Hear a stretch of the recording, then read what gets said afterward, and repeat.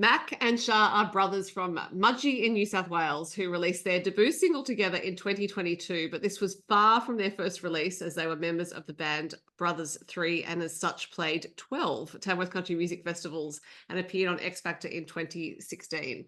They released the singles Highway and Leap of Faith earlier this year, and they now have a new single, Best Thing. So there is quite a bit to talk to them both about. Hello, Shar, and hello, Mac. Hi G'day, there. g'day. Thanks for having us. Very good to have you. And I'm going to launch straight into the new single, which is Best Thing. When did you write it and what inspired it? Jordan.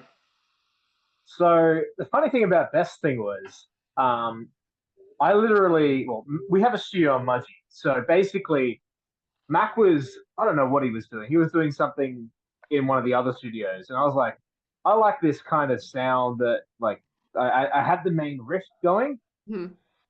Then I wrote the chorus, and he came in and was like, "Nah, that part's really bad. Change that."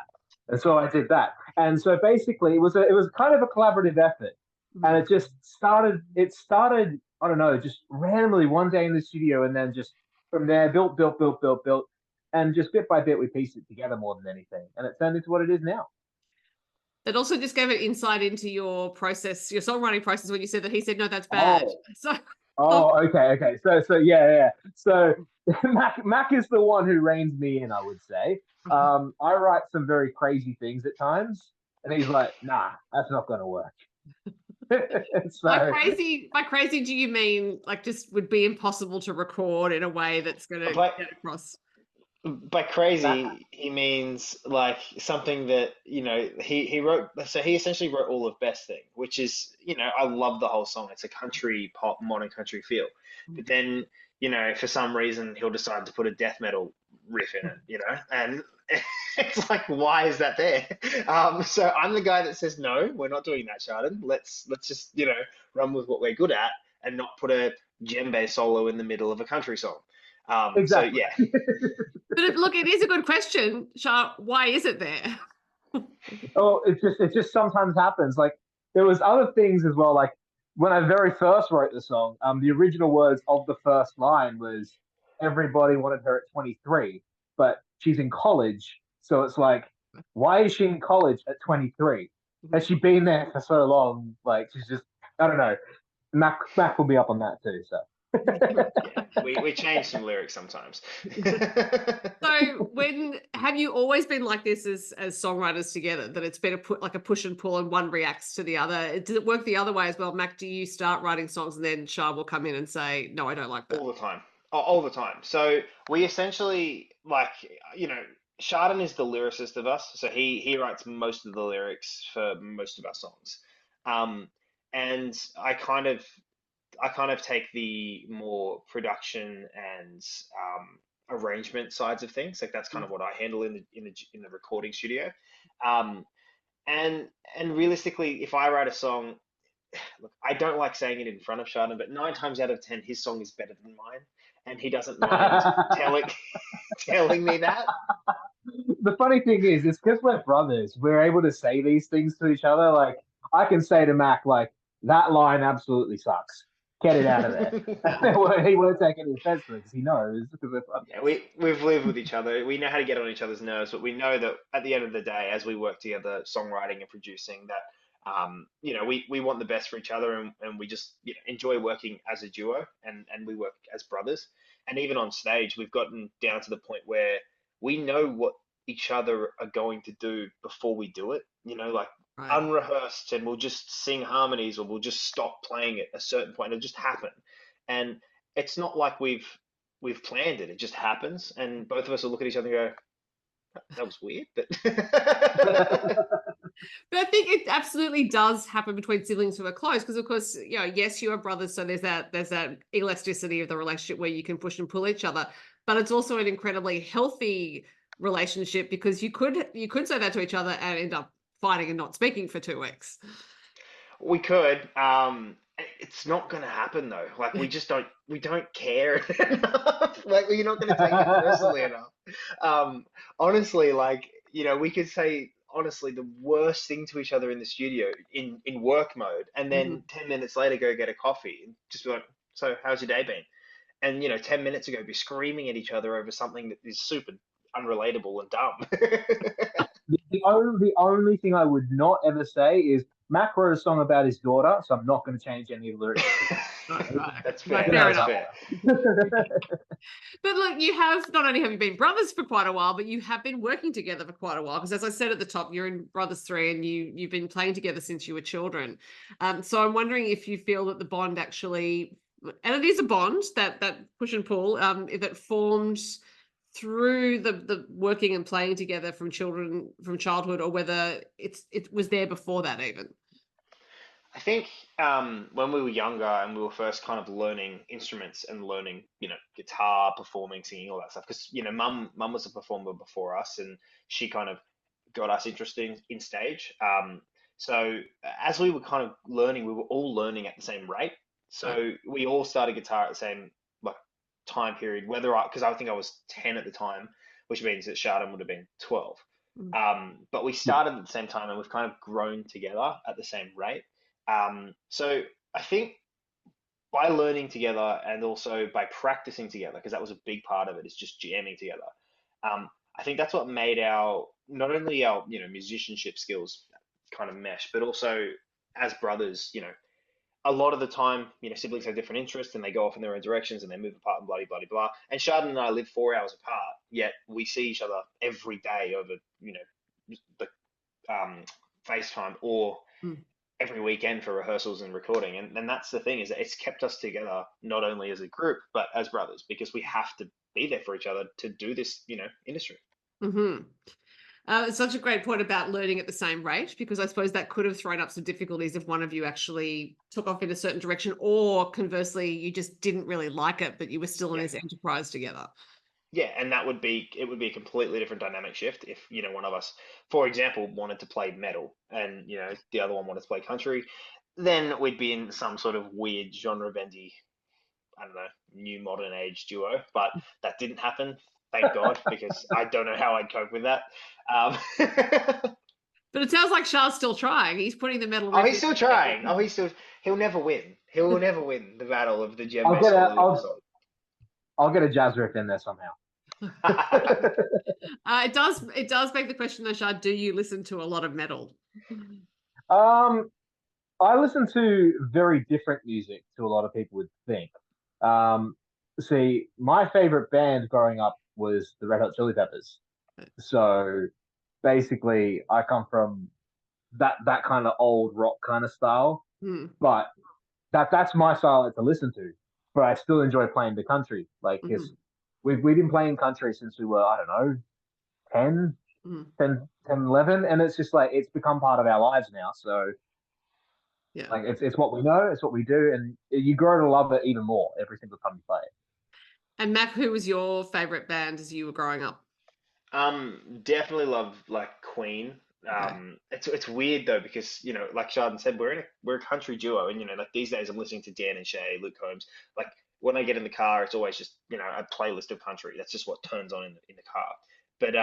But growing up, it was primarily like harmony bands. We were introduced very early to Simon and Garfunkel and Mm. Queen and the Bee Gees and all of those older harmony groups that I absolutely loved harmony, and even as a young musician, we used to record terribly, mind you, terribly record, but we used to record little songs together, and it would just be vocal tracks, no instruments, nothing. We just used to play vocal tracks and try and perfect harmony, and that was the most interesting part of music for me, was how to make more interesting harmonies in something that could be really simple. And even then, simple harmonies are fantastic. I'm all about harmony and kind of voicings and things.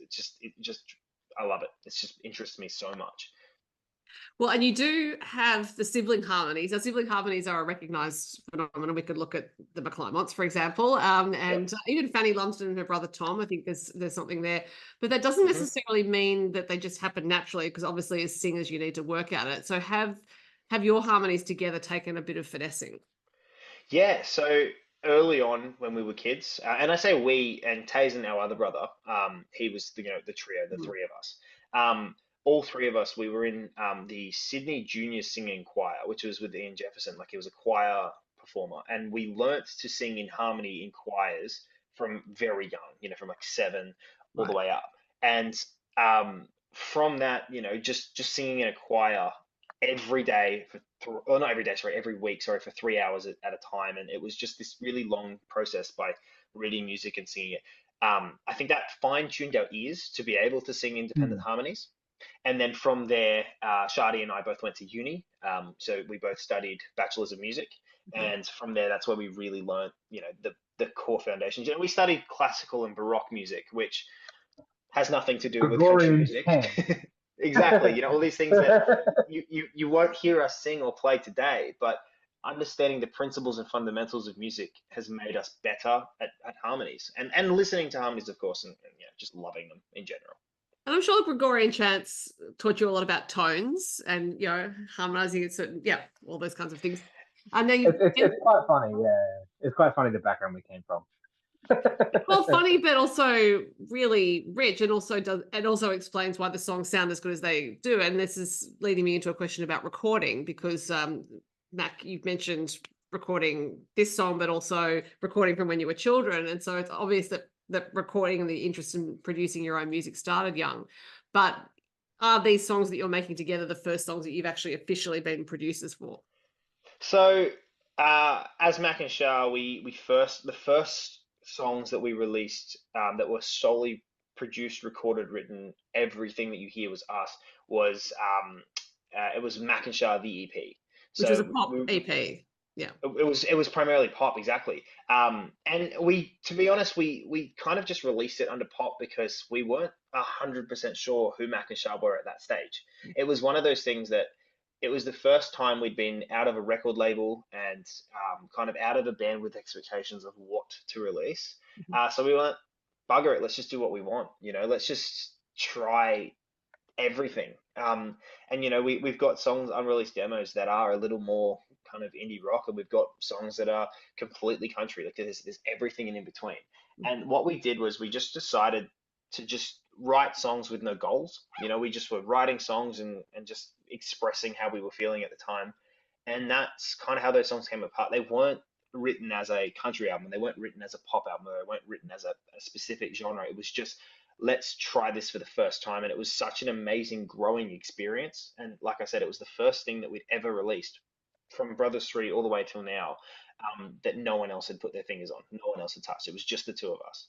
And that's why I think with Leap of Faith and now moving into Best Thing, we're growing with our sounds, with our kind of direction. Everything about Mac and Shara is just building into this kind of really solidified understanding of who we are as an artist and where we're going. And we're really proud of that. To be able to say everything from the songwriting all the way to the mastering is us is a pretty cool thing to say. Absolutely. But having said that, Shah, because as Max said, he handles more the production side. What's it like to have your brother be in charge of you as a producer? Yeah, Shah. Well, it can be tough at times, but I tell you, it's quite fun walking in and seeing him work on a song that you've written, and then saying, "No, you're playing that wrong." That's the best thing. And then you get the whole "I told you so" stuff, and then he changes it. It's like, "Oh, it's better," and that's why. But other than that, no, he can't. He's pretty good at it. I'll give him that. He can play a tune. But do you have your own opinions, I guess, or your own inclination towards being a producer, or are you just content to leave it with him? Look, so I do have a little bit of input here and there, but for me, what it's more about is I have a direction in my head of where I want a song to go, and Mac and I try and work out a way to get it to sound as similar in my head on the track. It's very hard to explain. Mac and I have a very similar way of visualizing music, and so it's like we kind of understand what we want to do. We talk a lot of nonsense. Yeah. There's a lot of nonsense. There's a lot of gibberish. There's a lot of, singing tunes that if you looked in, you'd be like, okay, how did these guys get out of the, madhouse? But at the end of the day, it kind of works. It's our thing, and that's cool. It's like oh sorry, I was going to say it's like when we're on stage. Mac will just say no, and immediately I'll know what song it is. He won't have to say a word. He'll just sing like 3 notes. I'll be like, oh yeah, okay, cool. Well, I was actually going to say it's like that thing, Mac, you said about you could be on stage and just both know at this exact same point to finish, which is this idea of communicating without having to express it in a sentence. And look, to be fair, Frank, actually, I have that with my own brother. We can just look at each other and have a whole conversation with our eyes. And Yep. we're not in a band together, but I think it's just when you're close to someone and you've known each other your entire lives. And if you don't mistrust that, that's the other thing, is sometimes you could think, oh, this is a bit wacky that we know how to talk about music in the same way, but obviously you two trust the relationship. Oh, and we press it as well. Like I will consistently on stage try and make Chardon make mistakes, the whole time. Um, and it's great because it gives the It's audience like something to root for. he has a little quota in his head. How many times can I get him to stuff up this time? It's like a 100%. it's like a high score kind of thing. Yeah, I think the best I've done is 4. But do you do that by suddenly changing key? How does it Oh, work? it's not that crazy. It's not like I'm just gonna like completely jeopardize an entire set. It might Let just be because we do a lot of live looping. So Okay. yeah, so we build everything on the stage the same that we would build them in the studio. So it's another advantage of producing our own stuff is we know exactly how our songs should sound live and also recorded. Yeah, But I right. will just straight up stop the loop track halfway through his verse, and he just has to cover that, and it's great. I love it. the best one Max ever got me with was, I think we were just doing a cover of The Gambler, Oh, yeah, right. and halfway through, the like how the end verse is slightly more serious. He starts playing the SpongeBob theme really softly behind me, and I just can't continue. The And of SpongeBob course he SquarePants wins. theme. He just wins. It's not fair. Well, you're just going to have to outplay, and outlast at a certain point. It's like a football game. Have you always been doing this though, Mac? Is this like Um, from childhood? Look, it's gotten worse as I've gotten older. I do admit, like, when I first started, I wasn't playing SpongeBob the SquarePants theme song underneath someone's serious, verse. But now that I'm getting older and I'm getting more angry, no, I'm joking. No, it's just playful brotherly banter. That's what we do. If anyone comes to a show, they'll probably tell you the same thing, is that we love what we do, and I think having fun on stage is part of a musician's job. If you take it too seriously when you're enjoying, if you take it too seriously, um, especially when you're playing a fun song and when your audience is into it, I think you owe it to your audience to show them how much you enjoy what you're doing, how thankful you are for it, and that's what we do. We just love it. We live it. It doesn't matter if there's one person or 10,000. We played in Adelaide to 40,000 people on Australia Day, and we played the same there as we would play to, one person in a pub if we had to. Well, and given your extensive experience, I imagine that's also part of your skill set, right? Is that you can create the experience for whomever is there, and that's it's I think it's a skill. It's also an innate thing that you want to connect with an audience, so it doesn't matter who's there. Yeah, Exactly, and exactly. and it's also like I was reading something that Nick Wolf from the Wolf Brothers was writing about. He played a gig in I think I can't remember which stadium. It was in a stadium for Australia Day, a massive like 40,000 people, and he said he doesn't get nervous for gigs very often, but he was nervous for that one.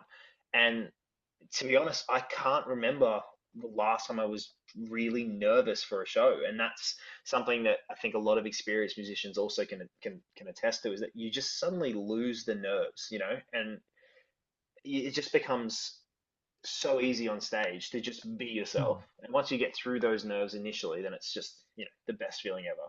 Yeah, it's Do it's you it's still like get it's like nervous? Oh, oh no, no, I was gonna say it's like a switch kind of flicks, mhm. and you're like, okay, professional mode. Uh, And like, I guess the best way I can describe it is, so Mac and I, we did a show at Mudgee. mhm. We had someone there who was his first show.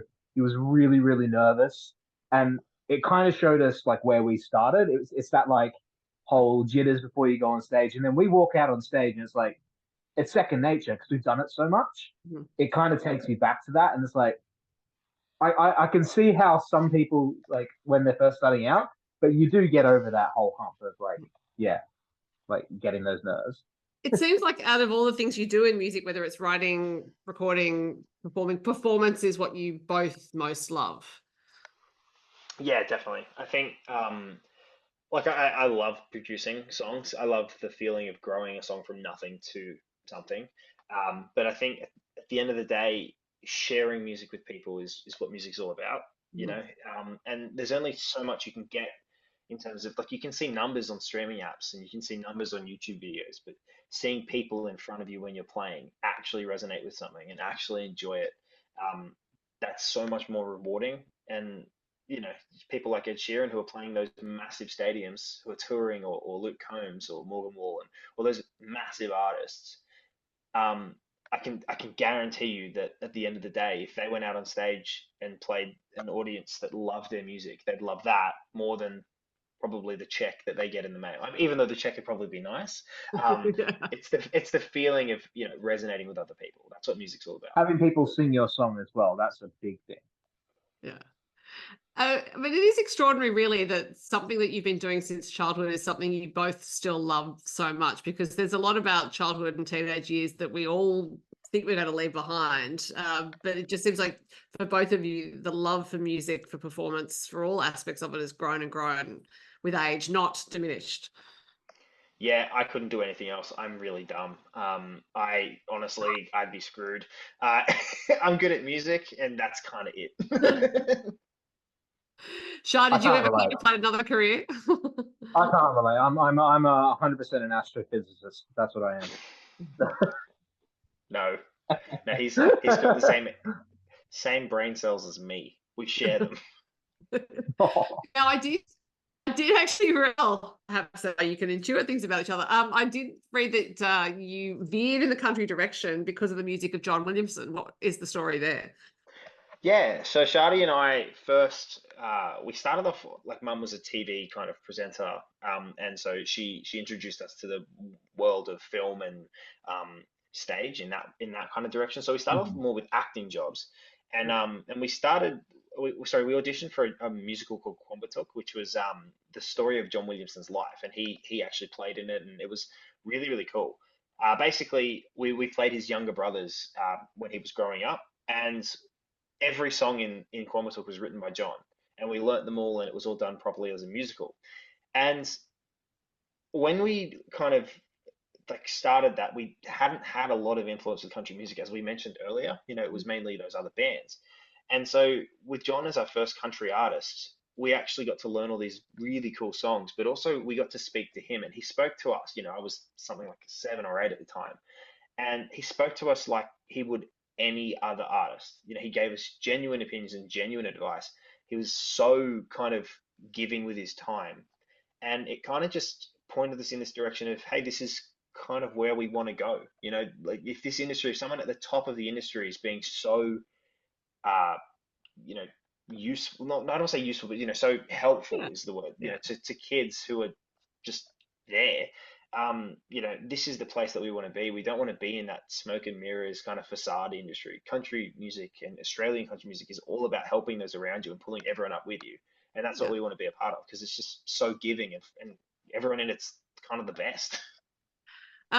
What a fantastic story. Also, because that's not the usual motivation I would imagine for people picking a genre, is actually how other people are behaving towards you. But as you said, it does ring true for what the genre is about: authenticity, storytelling, connection. Exactly. Yeah, that's exactly it. And that's why we love it. Did you enjoy being in the musical? Yeah, it was sick. It was really cool. Um, I remember what I had to wear the entire musical. yeah, You didn't actually know it was me because the entire musical I spent with a bucket on my head. The Oh, entire musical. it's true. how were you singing with a bucket on your head? Magic. No, it was, basically I had to because I played John's younger brother Will at Mhm. the time, and they basically Will's character was he's an extreme Ned Kelly fan. So the entire musical, except for one scene at the very beginning and the very last scene of the musical, was spent with a bucket on my head pretending to be Ned Kelly. It's true. Well, So yeah. So you didn't. I suppose the good part of it was you couldn't see the audience. So if you're inclined to get nervous, didn't matter because you couldn't see them. He'd already been in The Boy from Oz at that stage, so he'd already toured with Hugh Jackman, and so he Okay. had no stage nerves. If anyone needed the bucket, it was me. I was jealous of the bucket. Do you remember the end of the show? Every time I took the bucket off, Mac. Yes, Shardon. Yes, He got his little standing ovation. He got his Oh, applause at the end because he took his oh, bucket it off was his quite head. funny. right. But given, Shah, that you were in The Boy from Oz, I imagine you were used to standing ovations. Well, see, the thing is, it's a very big difference between like Combatook, which is a country musical, and then Boy from Oz, which is a glitz and glam kind of craziness musical. You loved And it. I, I can't say I didn't, but it's so night and day. They both have their own kind of charms as well. I I'm think sorry, I'm sorry, I'm sorry, I'm sorry, but you're not telling anyone that I actually got to eat part of Hugh Jackman's banana backstage. that's Yep, such an that's odd right. story. Yeah, so it's a better story than Chardon's one. So backstage, we were waiting to pick up Chardon, and I didn't know who Hugh Jackman was at the time, Fair and enough. so I You, was a you you were child. about you were about yeah like 8. Yeah, I was young. I was probably like 7, but anyway, I was young. The point being, I saw him eating a banana, and I didn't know who he was, and he came over and said hi, and I asked him for half of the banana, and he broke it off and gave me the other half. So who's the real, claim to fame here? Who's got the real claim to fame? This guy. Look, it's entirely possible that he has not shared another banana with anyone. Do you know what? I don't think he did. I think he loves me more than his own children. I think it's a guaranteed fact. It's an extremely big goal. And it sounds like, Shai, you didn't get half a banana either. He didn't. No, I just got what did I get? I got a camera, I think. Hunger pains. You got hunger pains. That's what you got. Hunger Yeah, I did. pains. Well, I given got 3 months off school. Oh, look, that's a good bonus. But given that your motivations as artists appear to be initially half a banana and some time off school, have they changed with time? No, not really. I think that's just how it is now. I think we just look forward to food and time off work and school. I feel like we get all the time off school we want now. Yeah, I've been to school for how many years? But when you were in the band together, did you just think, "Oh, this is a bit of fun," or were you actually taking it seriously from quite a young age? I don't think I took it seriously until X Factor, honestly. Oh, It was when I say seriously, what I mean by that is I don't think it was ever like this is going to be my career. I think it was always like this is so cool, right. and that was it. And it was weird. Like it's weird thinking about it because it was just second. Like, it was just a thing we did. Yeah. We'd go to school like or we'd do our schoolwork, and then we'd get in like our little kind of terrible van and drive off to a gig and then do the gig or a festival or whatever and then get home and then just rinse and repeat. Like it was literally just like every weekend we just go do gigs and that Right. was it. And our parents drove us there and that I was still it. remember Tamworth in like 2012 or 13 before X Factor. That festival we did something like 43 shows, It like was 20 performances. it was 27 Oh, sorry, 27 performances over 3 days. 7 days.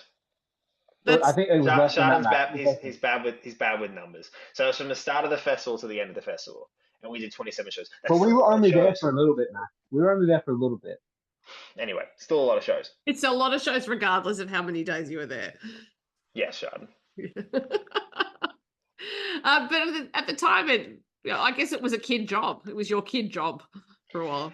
It wasn't like it was kind of like it was never a job, if that makes sense. It wasn't a chore to us. It was like get up on stage and play. And It was I fun. think mum was kind of managing us at the stage. Like she was kind of helping us get gigs and trying to get us in festival. Like she brought us to Tamworth and kind of got us some shows, and we played a bunch of free shows. That 27th gig like kind of criteria.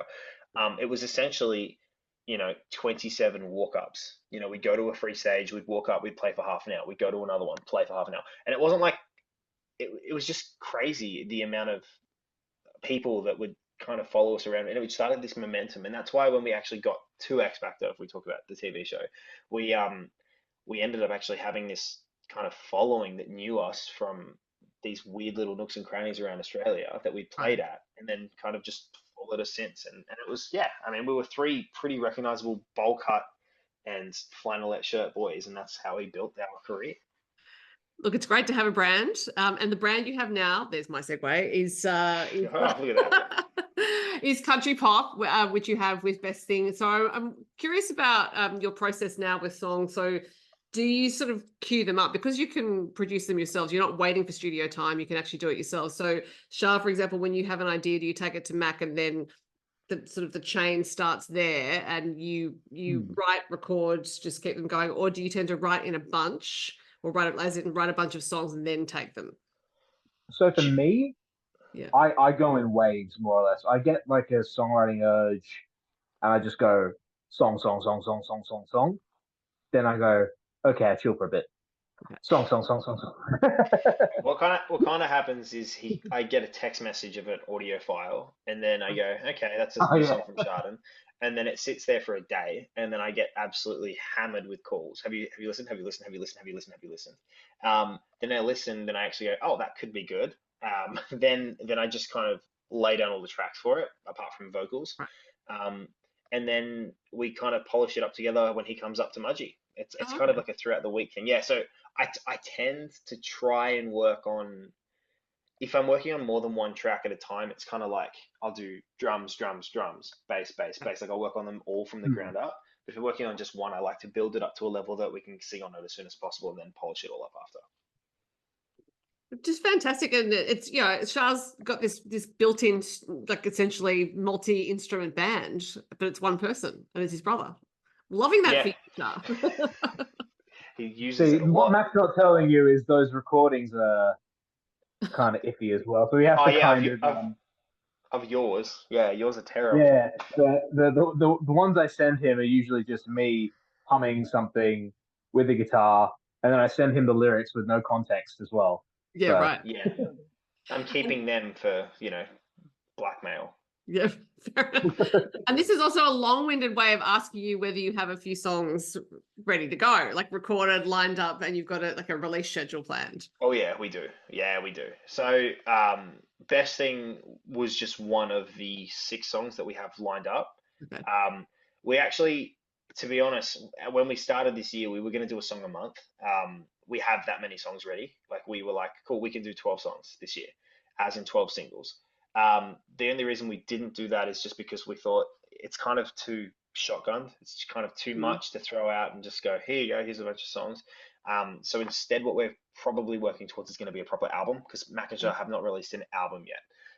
And we don't want to just do, a 10-track album. We want to do a bit of a beefier album so that we can get more kind of in what we are, just out there and online. It's going to be tidier, it'll be neater, it'll look kind of more refined if we don't have 20 songs individually released.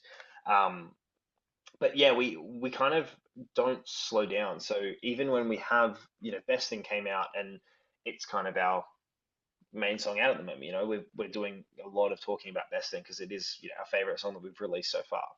And well, that's my opinion anyway. But yeah, I can't talk for Shardy. But he'll probably recommend some death metal song. But the point is, even when we've got a song that we know is going to be the next single, we just don't go, well, cool, that's it. We just keep going. It's just what we do. Yeah. Well, we have Best Thing at the moment, and I've had you talking for quite a while, and I should probably let you get back to your studio, Mac, because it seems like you're in it. But we do have future music to look forward to by the sound of it as well. So, Absolutely. Mac and Shah, it's been so interesting to talk to you both. Thank you very much for your time. Thank you. Hope we haven't been too crazy. Thank you.